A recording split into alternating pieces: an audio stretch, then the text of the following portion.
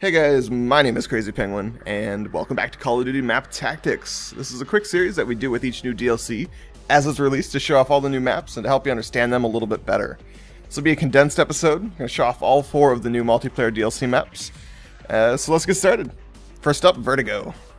High above the clouds atop a mega skyscraper in India, players must battle across a VTOL landing pad and through the transportation terminal, bringing new dimensions of verticality to every battle. Vertigo is set up just like pretty much every other map in Call of Duty Black Ops 2, and it should play pretty familiar. There's a main indoors area enclosed around the middle, as well as a couple lanes around the outside for traveling the long route. As with any map that takes place on a skyscraper, you need to be careful of falling off. But that's only a concern in a couple areas. Sometimes open spaces create opportunities that wouldn't normally be there, dropping down into lower areas of the map with just a little bit more risk. I definitely run an SMG on this map. There aren't many long lines of sight at all, and if you're playing the objective modes on this map, you'll probably be, spending a great deal of time in the middle of the map, indoors, trying to control the area that allows your team to maneuver through the map quicker than the enemy team. Next up is Magma.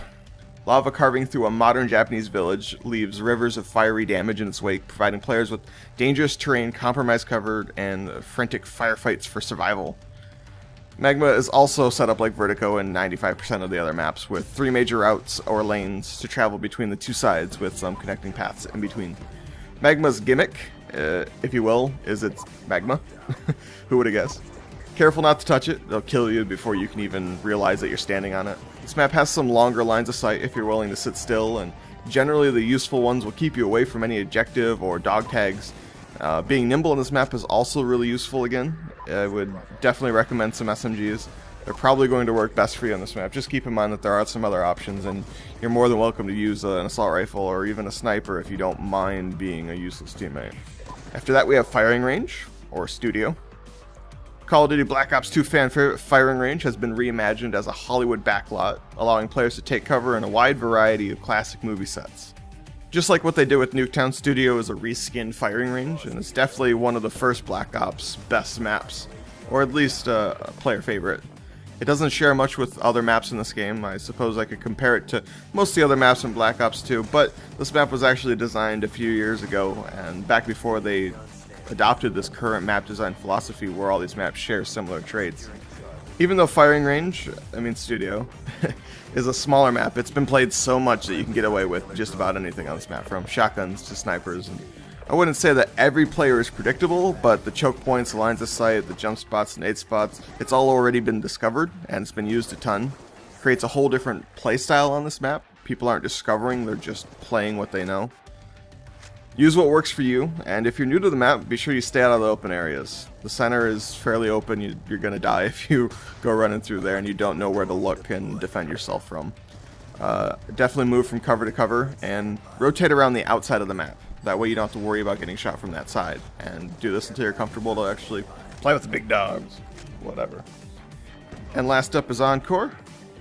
Multiplayer gameplay picks up after the concert has ended in Encore. Following a bustling London music festival, the central stage provides players with a key vantage point that overlooks the surrounding areas in the amphitheater and its main tents. Encore is like most other maps, only it's slightly off-center. You still have the 3 major lanes, the 2 sides, and a ton of connecting paths. Encore is supposedly all about this big main stage, but it's the last place that you actually want to be. It's a kill box. The center of this map is literally one giant kill box. You should definitely avoid standing in the middle at all costs.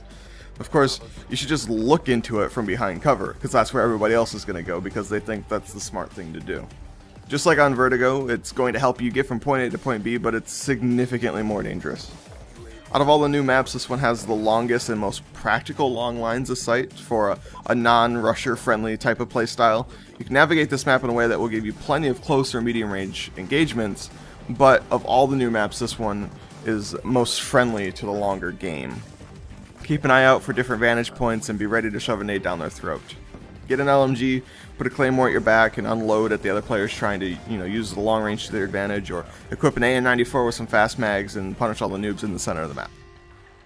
Anyway guys, that's it for this condensed episode of Map Tactics on the new Uprising multiplayer DLC maps. Hit that like button on your way out, and enjoy the game.